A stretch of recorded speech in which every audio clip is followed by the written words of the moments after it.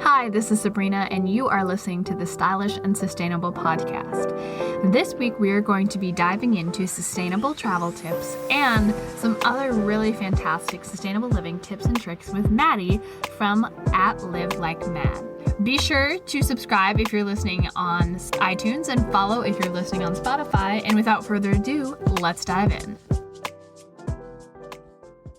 Hi, Madi. I'm really excited to be sitting down and chatting with you today. How are you doing? I'm great. How are you? I'm doing so good, and I'm really excited to be sitting down and chatting with you today. So, my first question that I really want to dive right into right away is just how you got started in being passionate about living sustainably and kind of what your sustainable living journey has looked like. Yeah, so I had always kind of been into, sustainability. I think it started when all of a sudden everyone was up in arms about plastic straws.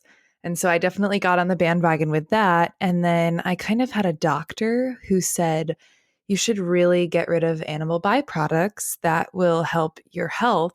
That's really something you should do. And then I kind of looked into it more and almost kind of was frustrated with myself because I was like, wow, if I cut that out, like I'll be doing so much more environmentally than just switching or getting rid of straws. So I think from there, it just kind of continued to be this snowball effect. I discovered a few TED Talks about like zero waste and the package free store in Brooklyn, and just kind of my eyes were opened. And ever since then, I don't think about a lot of things the same way. And so ever since then, I've kind of been pushed to open the discussion with friends and people around me and family members, and kind of personally have approached it in an I'm not perfect when it comes to sustainability and attempting to be zero waste, but I'm trying my best, and that's really, really, really important. So yeah, I think that's kind of the snowball effect of what happened.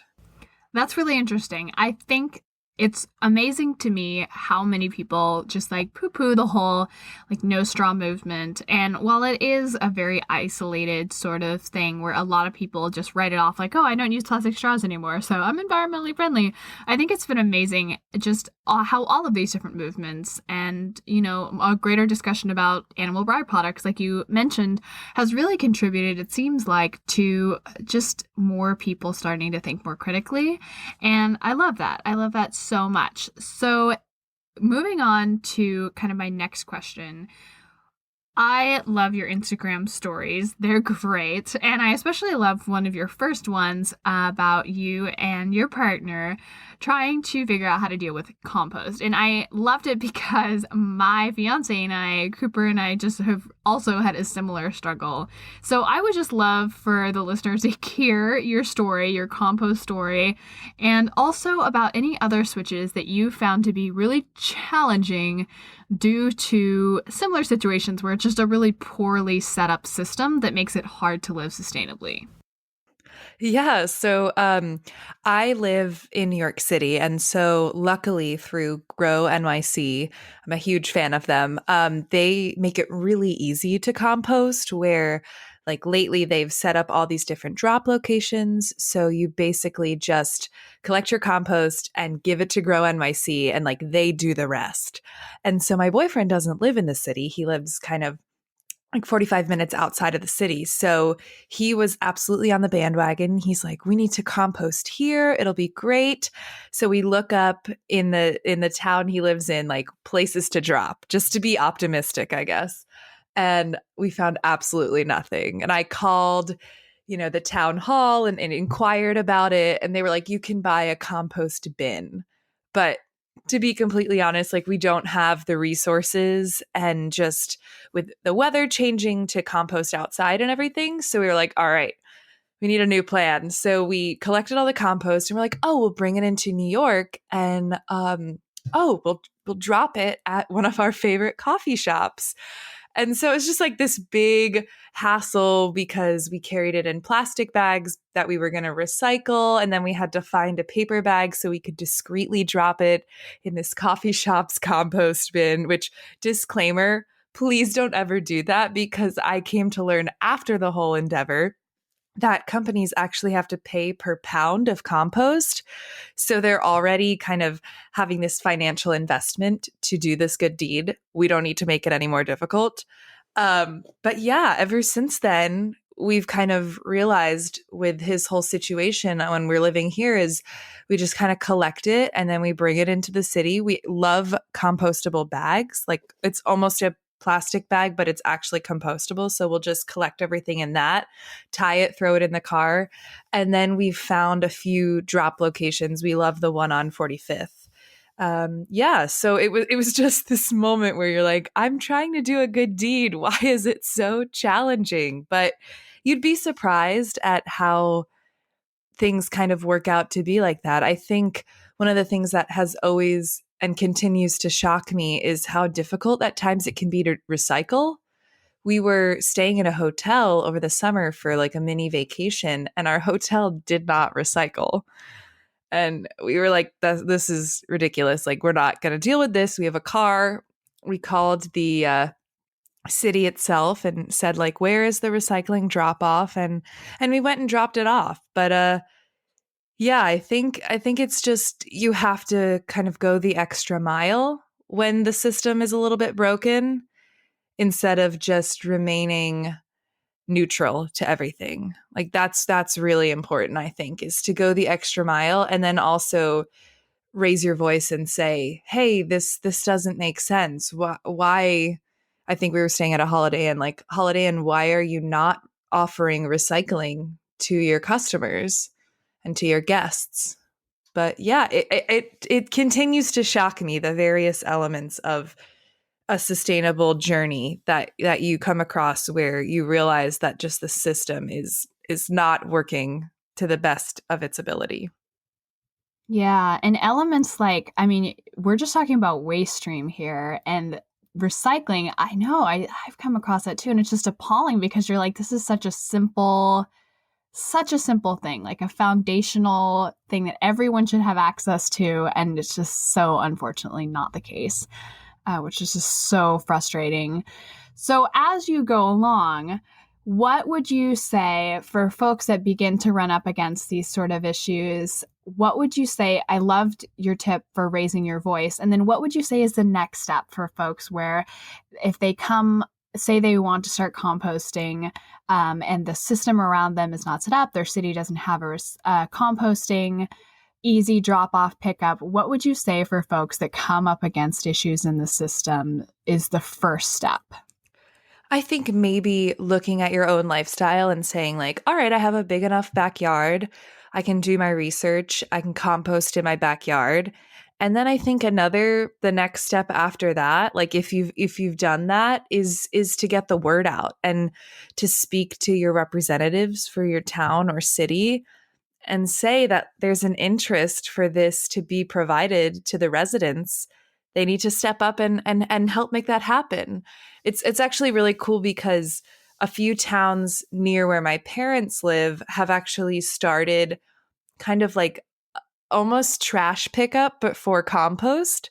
So you can belong to it and you put your little bucket of compost out on the specified day of the week and they'll come by and pick it up. And I think that's a great solution for towns that don't have specific drop-off locations, but they're helping to provide that service to the residents. But yeah, I think just, you know, being active in the community to try and be a part of the change to make that happen. Yeah, I love that. I think that so often we forget that there are folks out there that are running our community and that it's really their responsibility at the end of the day to champion the people, but they can't do that if they don't know what we need. So communicating that I think is so key and something that is one of my resolutions in the new year to be more communicative with local folks. We're so blessed. Well, in the area, I suppose you could say I live outside of Seattle, and in Seattle, it's part of the waste stream, just like the garbage and recycling that folks can compost. And that is so crazy fortunate. But in so many places, unfortunately, in the United States, it's just like, it's not set up yet. There's just not a system for composting. So as we go along, I love that. First step, figure out if you can do it in an easy way within your means, and then turn to a local representative. Absolutely. I'm so jealous that of where you live. I always say that if I visit the West Coast, especially Seattle and Portland, like I'm worried I won't come back because of how beautiful it is and the just like you explained, the awareness of the actions that need to be taken, I think is so great and where the rest of the country needs to kind of move towards. Oh, yeah, absolutely. So blessed out here. But as you've been saying, you travel a lot. So let's talk about sustainable travel. I'm really excited about this episode. We had a couple hints this summer about sustainable travel, and I did a quick little episode, but I really want to dive in more today with you about how traveling can create waste. So, what would you say are the three most waste heavy elements of travel? Yeah, so a lot of the traveling I do as an artist is I'll go and I'll do a contract in a different location for a few weeks on end. So it's this kind of weird experience where you uproot your life, move it to somewhere else, but you're not fully moved in for X amount of weeks. And so I've found that one of my major things that drives me crazy and creates a lot of waste is that I have to rebuy things I already own or things that I would normally buy in bulk. So I'll have to rebuy laundry detergent or olive oil. And that's something when I'm home in New York City, I try to, buy laundry detergent in bulk and olive oil in bulk. But it's not practical if I'm traveling halfway across the country to bring these bottles on an airplane or in my backpack. So, kind of looking at that and having to rebuy things and then hopefully I always try my best to use them up by the end of the contract because I don't want to be throwing away, half a bottle of olive oil or laundry detergent. I would also say that like food waste is a really big thing when traveling because if you just even think about when you're in a hotel room, if you get leftovers, there's that weird, oh, well, we have a fridge in our hotel room, but we have no way to heat it up. So that kind of thing. And I just feel like a lot of food when you're traveling gets thrown out because you're also not composting. And last thing I would say is single use items that I would normally avoid. So if I'm driving, snacks, I do my best to buy in bulk when I'm on the road. But as you travel in various parts of the country, certain resources are just not as available as they are in other places. So you might have to, buy something that has more plastic or, things that you wouldn't be able to recycle, or even just like beverages in cans that you're then creating more waste than I would be at home. Yeah, those are great ones and all really tricky to get around. And you mentioned a couple of your workarounds, but how do you, since you've got so much practice, how do you approach travel in a way that is sustainable and kind of fudges the lines and gets around some of those trickier parts of waste and travel? Yeah, absolutely. I recently, because I have a lot of friends who travel as well, I wrote a blog post about this because I was learning a lot in my recent travels and I wanted to share it with other people. So a few things that I found that help me is one is my wardrobe in regards to just like overpacking. I try to pack a pretty neutral wardrobe so I can reuse things multiple times and kind of make more outfits because everything is more neutral and it fits. Um, I always pack my like sustainable go-to kit, which usually includes like my metal water bottle. I like to bring some type of Tupperware utensils, so like fork, spoon, knife, my metal straw, a reusable bag for like grocery shopping or just if I'm somewhere and I need a bag, and then my reusable coffee cup. And I find that when I have that little kind of like save the day kit, it's super, super beneficial. So if I'm somewhere and like they hand me a plastic fork, I can use the one that I brought and not throw that away. And then a big thing I like to do when I'm traveling is support local businesses.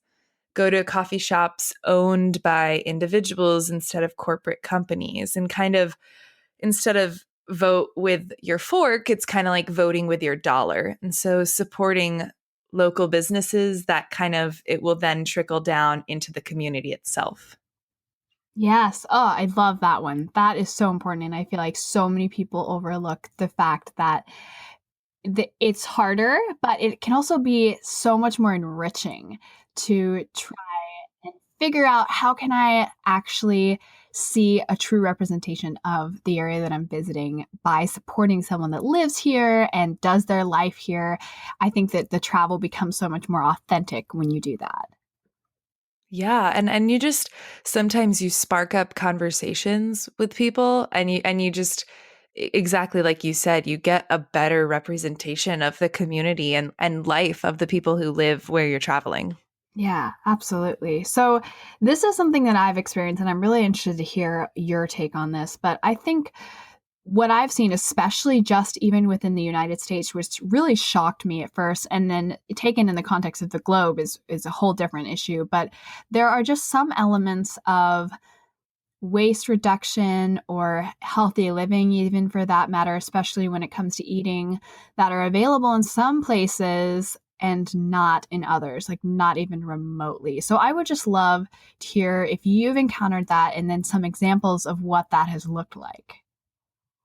Yeah, absolutely. I grew up pretty much like an hour and 15 from the city, so I kind of knew this area a lot. And most recently I spent 4 weeks in Indiana, and I experienced exactly what you're talking about, where I didn't really have access to bulk food shopping. I would say, "Can you fill my coffee in my reusable cup?" And they would look at me like I had seven heads. And in those moments, you get frustrated, and you're like, Why is this not the case?" But I really try to, acknowledge the things I'm able to do in those situations, and then don't beat myself up for the mess ups or like the mishaps or things that don't go the way I wanted them to. And especially with the coffee cup thing, I'll even explain if they're like have a puzzled look. I'll say, "Oh, I don't want to throw out a coffee cup, I'll save the cup from the garbage." And then they're like, "Oh, that's such a great idea. That's so smart." And it's like that little awkward 20-second interaction, like, may have in the back of their head, they might now think that the next time they go to Starbucks or something. So yeah, I think it's absolutely a thing where as you travel through the various states, you get a very different experience in regards to sustainability and trying to live sustainably. So I think that the key is to find the things you can do and really stick to them, and then also breathe and realize that you're trying your best, and you just have to kind of roll with the punches sometimes. Yeah, I love that. Having some element of grace for yourself and the situation is so important because really the entire situation is not going to change by being upset. But it can be really frustrating. It can be really shocking too. I think, especially you mentioned earlier, the West Coast and really the East Coast are both like moving in this great wave and we're all caught up in it. And then we stumble out of our little bubbles and it's like this shock. It's like, oh my goodness, there's so little accessibility to sometimes even basic things like recycling, like you mentioned before. And that can be frustrating and disheartening. But I think you hit it right on the head. Having grace and hope and explaining it to people seems to work most of the time. So I'd love to circle back and ask you before we move on. I think that there is this really interesting misunderstanding about zero waste kits, that they have to be something that are like very aesthetically pleasing and all neutral colors and all stainless steel and organic cotton, and they have to be bought together and blah, blah, blah. But I would just love to hear more about your kind of last minute travel kit and all of the things that you mentioned earlier about how you accumulated and found all of those pieces.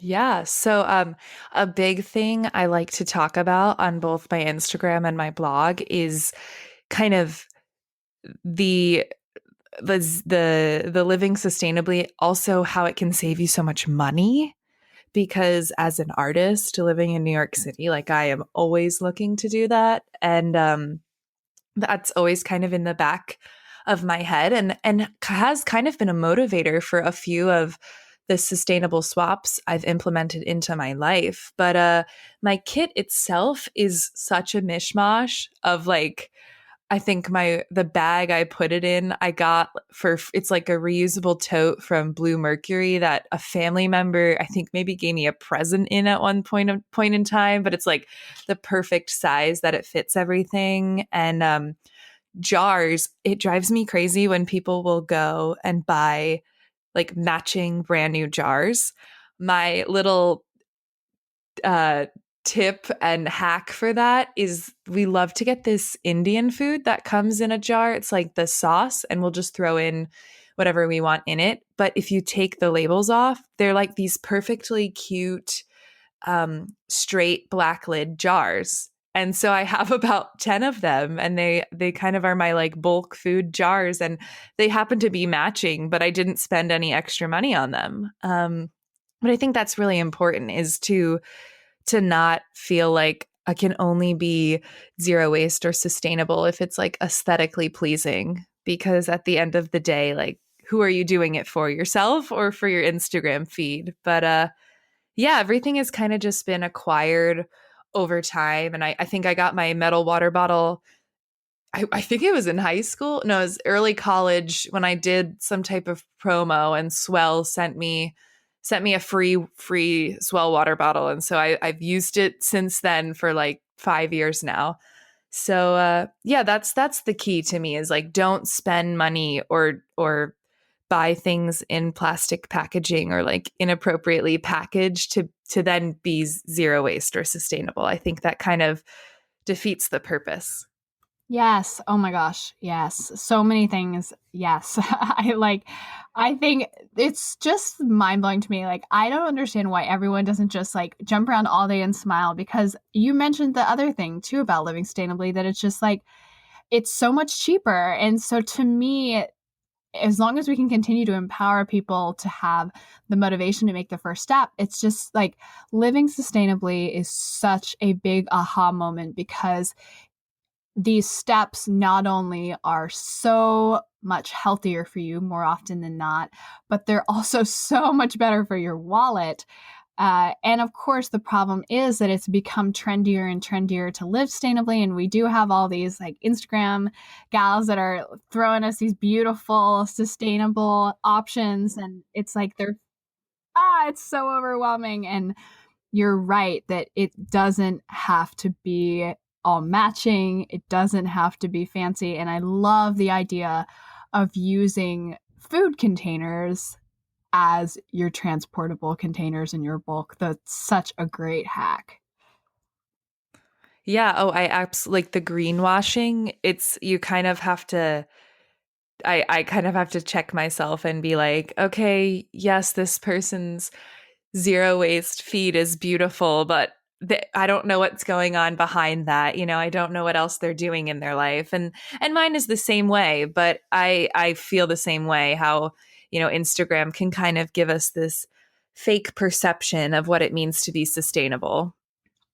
Yeah, and it's so well curated that perfection is just really overwhelming and intimidating to a lot of folks. And that's something I would like to dive into next with you, is just kind of, I think one of the things that is really important to me is breaking down this barrier of, you have to be zero waste, or even I think the concept of zero waste, and we've discussed this before previously with guests, is just a little bit challenging to swallow, because it's so hard to do. And especially on a budget, sometimes you just got to do what you got to do. And that doesn't mean being perfect all the time. So what would you say to folks that are intimidated by trying to live or travel sustainably?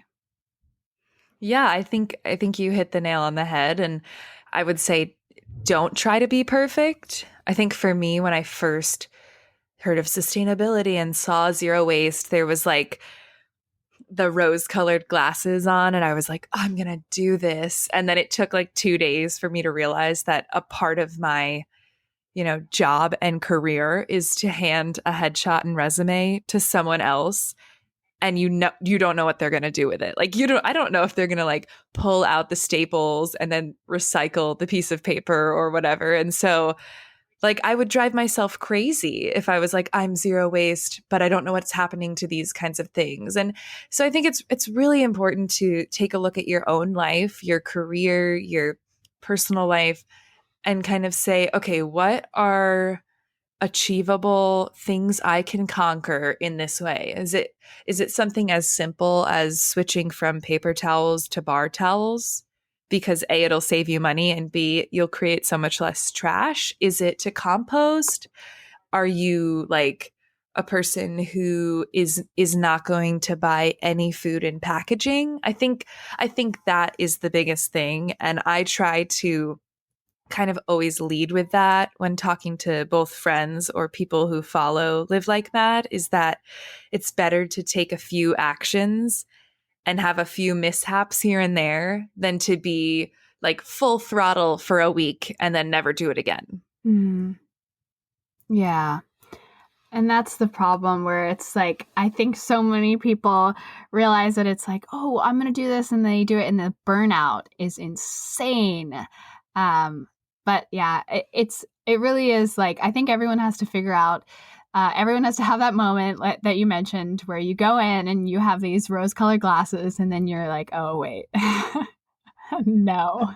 Yeah, absolutely. And I would love to see, and it's something that I continuously try to do, but like more people who are trying to live sustainably who fully admit their like mishaps.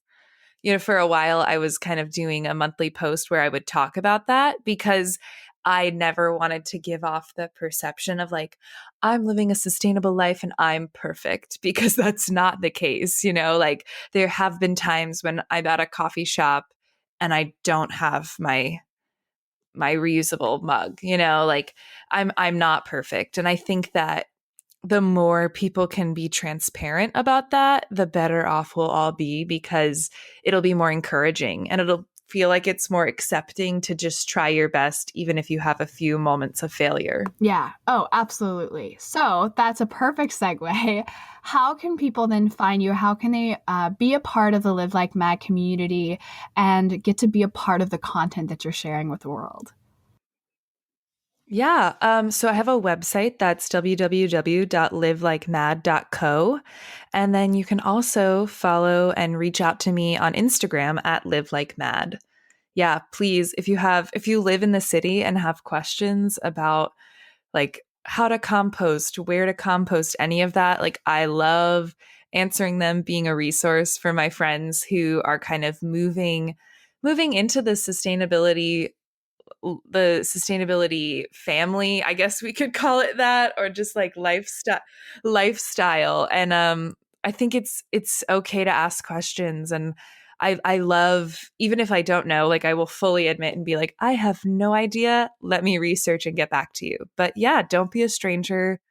Definitely reach out to me. Yeah, I love the idea of a sustainability family because it really is. And at once you get past like the threshold of the few like handful of people that have like millions of subscribers on Instagram, and it's very intimidating, you start to find folks like Maddie and like myself, and it's like we're just trying to do this, and it's a journey, and it's so fun to be a part of everyone else's journey and see how everyone is just trying really hard to figure this out in a way that works for themselves. And Maddie, you're rocking it over at Live Like Mad. Besides being beautiful, it's exciting to see someone. I mean, there's a lot of folks that are really struggling, and I'm sure you've seen this, to live sustainably in urban environments. And it's exciting to see that there's a way to do it. There are some hacks. Yeah, thank you so much. I feel the same way about you. And I love that it's like a West Coast, East Coast kind of thing. Yeah, that's so true. I totally didn't even realize that, but it definitely is. Yeah. But in the same sense, it's so exciting to see that, when as I mentioned earlier, I saw that first video you made about composting, and I was like, oh, I have had that same day before, where you're just like, Right. how does this happen? And it helps us to realize that we're all having the same problem. So an individual thing. It's really something that has to change in the larger way that our culture is being structured. And that's a conversation for another day. And obviously something we won't fix in a half-hour episode. But absolutely, it's a good thing for those folks that are just starting to come on. And we just begin to all slowly realize that we're not alone, and the problems that we're struggling with are so similar, even to gals all the way across the country. Absolutely. Well, it was really great chatting with you, Maddie. You too. I've had such a great time. Maddie is such a wealth of knowledge. And be sure again to follow her at Live Like Mad on Instagram. She's got lots of great inspirational tips and tricks that she is growing into as she continues to live a more sustainable life every day. It's super inspiring, and she is just a wealth of knowledge. Be sure to leave a review if you're listening on iTunes with your thoughts and what you want to hear a future episode on. I read our reviews. It helps me to figure out what exactly you need to learn and what you need for inspiration. Also, if you want to reduce toxins in your life and use more natural, safe products in your home, be sure to pick up the Essential Oil 101 course on the website. All you do is go to livestylessustainable.com and get a free Essential Oil 101 course, a great way to start using natural solutions. Also, there is, of course, a free health map that you can download and track your path to health with the link below. You may not know this, but I am a holistic wellness coach, and it's a passion of mine to educate women on how important it is to live a healthy life, not only for yourself, but also for the planet. So check out that health map. It's got lots of fun activities, and at the end, you'll have a simple map to achieving your health goals. Finally, if you haven't noticed, all of the content at SNS is completely free. And that happens because I work hours a week with no pay. But if you want to support all of the content that we make here and our message, you can head to the link in the show notes. That is our Patreon homepage, and you can read about all of the different levels of support that you can provide and all the goodies and free information and extra behind-the-scenes content, even for our highest patrons, percentages off one-on-one coaching with me for being a patron. So just go check that out. It's lots of fun information. You can give in whatever way you want, and you'll feel like you are a greater part of the community because you'll get a ton more info, inspiration, and education. Thanks, you guys, for tuning in. Again, be a pal, leave a review. I genuinely want to hear your opinion, and I will be talking to you next week.